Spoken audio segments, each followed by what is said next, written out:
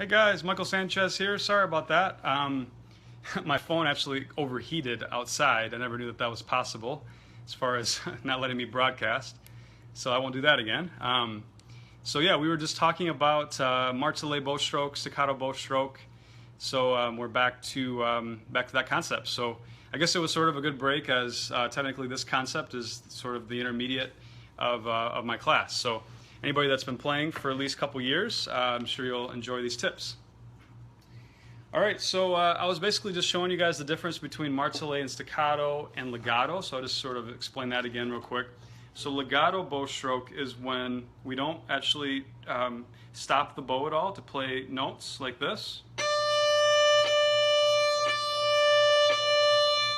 Okay.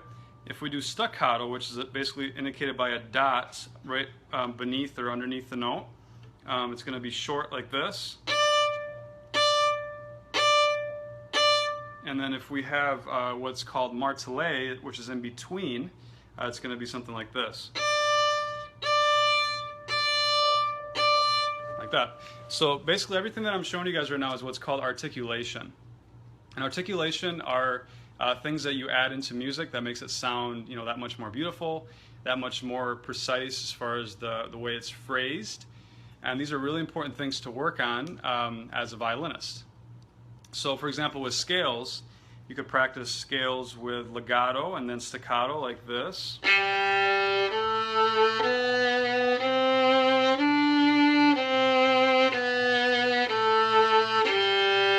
But then staccato would be.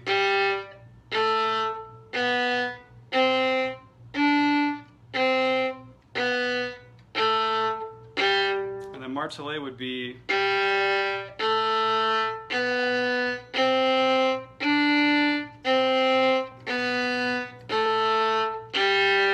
And martelé would be indicated by a dash underneath the note, just to let you guys know too. Okay, so Wesley was just asking about different tips related to how to do these. A lot of doing these properly and just articulation in general, Wesley, has a lot to do with what you're doing in the bow hand. Okay, so a lot of students, what they do is they tend to sort of force the shortness, okay? Their thumb might be sort of bananaed, their pinky might be straight. They think that that sort of gives them more control over this. But actually it's very, very important, just as important, to keep the thumb and the pinky curved as you're doing articulation, okay? So we still want to be using the index, the front finger. We still want to be really feeling things out as far as the front of the hand to sort of feel distance and sort of bump the bow quicker back and forth. So, being able to move the bow fast and being able to move it slower is also basically what you're doing in the hand with the index, okay? So one thing you guys could practice to really, sort of get the hang of doing articulation is just practicing moving the bow fast and then moving it slow like this.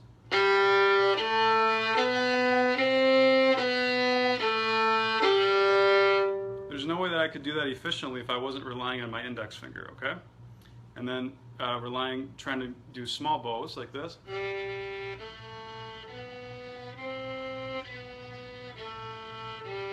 Like that. So everything is being managed with what I'm doing here, okay?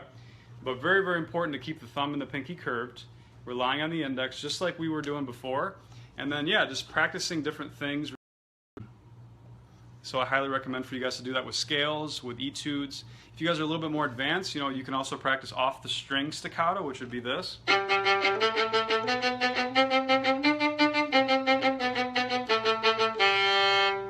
You can practice with different slur patterns, like maybe slur, staccato, staccato, slur, staccato, staccato.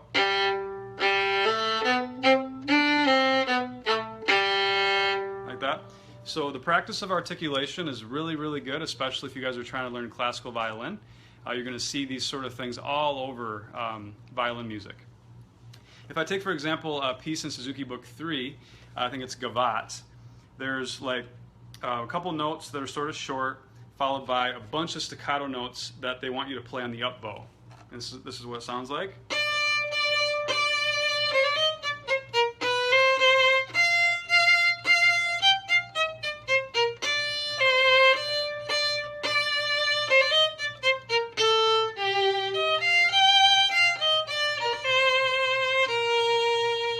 like that. So the way that I can play that really cleanly and sort of do what the articulation says with having the dot above the note is by using and managing my small muscles, my index, not having tenseness into the bow. That's the violinist's worst nightmare, is having the shoulder or the arm or the pinky and the thumb pressing.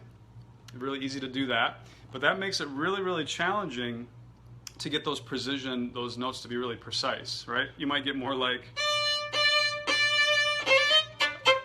or something, right? So practicing.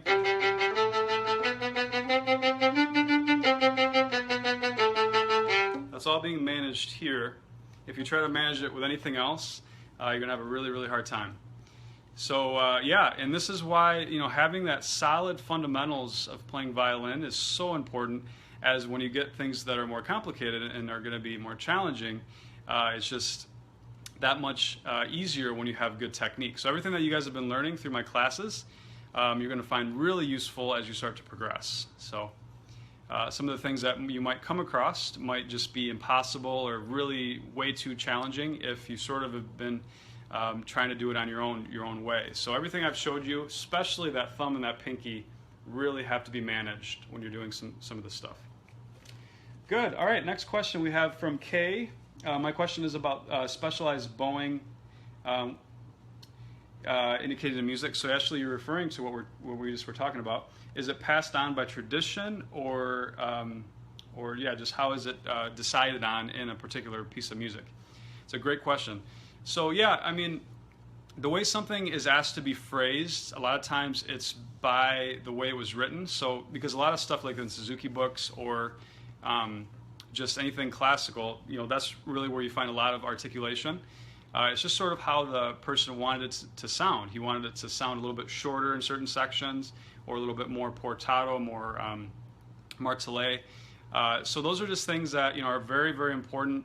As they're, you know, exactly what Mozart wanted it to sound like, or what Beethoven wanted it to sound like. So, you know, I used to actually be a judge of music auditions, and the elements of music, you know, that someone gets judged on starts with notes, intonation, then rhythm, really important. The third thing is articulation, and a lot of times that's the first one that's missed. So like if somebody just plays a song, a classical piece, and they don't actually think or focus on articulation, like playing the note staccato when it's indicated, when it's you know, portato, you know, those things are actually should be looked at by a judge, and they would actually mark you down for that, because those things are very important. So the fourth one is dynamics. The other two things that a lot of times you get judged on is tempo and interpretation. So tempo would be if you're, you know, start a piece at this speed and then you sort of get faster and faster. That's not good. Interpretation is sort of how you vibrato and sort of how you phrase things in your own way. So yeah, just write those, if you guys want to write those down again. This is very important. Intonation, rhythm, articulation, dynamics, interpretation, and tempo. So if you guys are not working on one of those things and you've been playing at least a couple years, I would highly recommend to just start really focusing on the ones that you've been not doing, as those are all parts of having a really good sound and good overall tone and score if you ever end up, you know, auditioning. Very good. All right, let's go on to the next question. Wesley says, can you talk about notation on the music sheet? I get confused if it's supposed to be a dot, a line, or a dot and line on the note. Yeah, you actually can see that where it's actually dashed and dotted. That's possible in music. In that case, it's sort of like a 3/4, as far as not too short, but not too medium. It's sort of in between. So believe it or not, there's even that. So yeah, you guys should definitely work on this stuff, as you'll see that in music. And yeah, it's just going to be indicated based on, you know, what's been written, how is wanted to sound. So, you know, the difference between playing a piece legato and staccato is very, very different. You know, let's take, I'll just pick a random song. Twinkle, Twinkle, Little Star, you know, legato would be.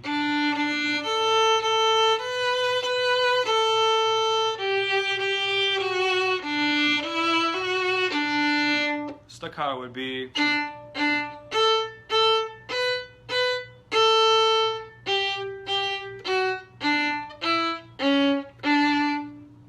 between.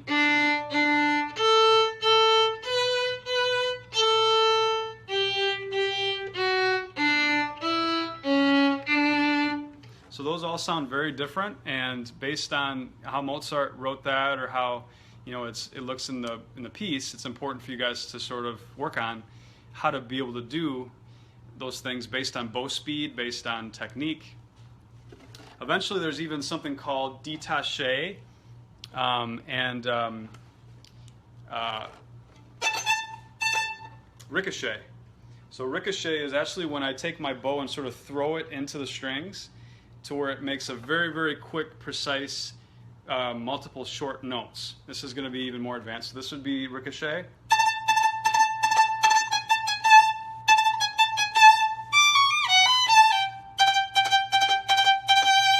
It's kind of like I always think of.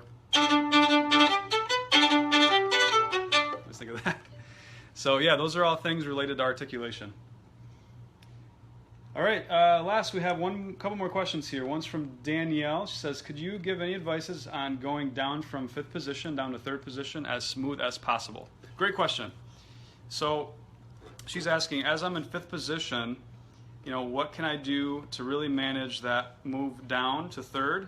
So this is something that really takes practice because, yeah, it's much easier for students to go up the instrument than to go down. So what I recommend is practicing your scales that have the need to shift down to 3rd instead of shifting maybe down to 1st, or just putting it in if you're used to playing it from 5th to 1st, actually going down to 3rd. So for example, if I take the A major scale, right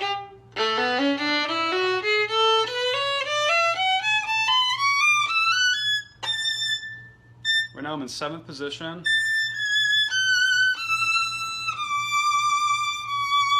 Right there, I'm in 5th. Now, instead of going down to 1st, what I could do is practice actually going down to 3rd. And just practice that back and forth going.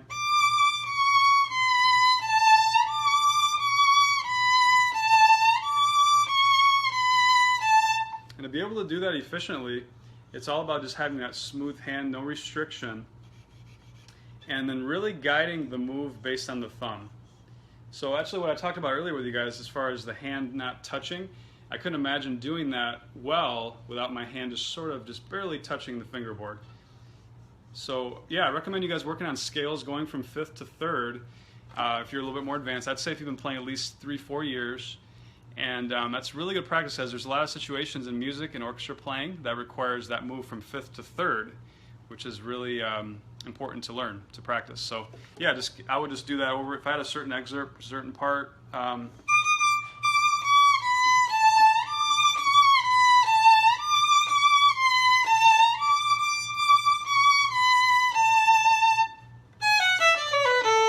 so that was A major, but there's different keys you could practice that in. Great. Finally, Jessica says, are you also going to be posting these videos onto YouTube so we can find them again?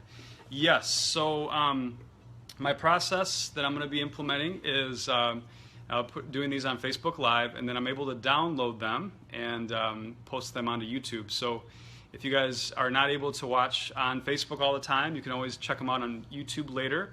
If you visit youtube.com/Violin Tutor Pro. And then just click on the video button, and you should be able to see it in there a couple hours after the class airs. So, very good. All right. Hope you guys enjoyed today's class. We're leaving for Chicago here tomorrow. We're really excited about our trip.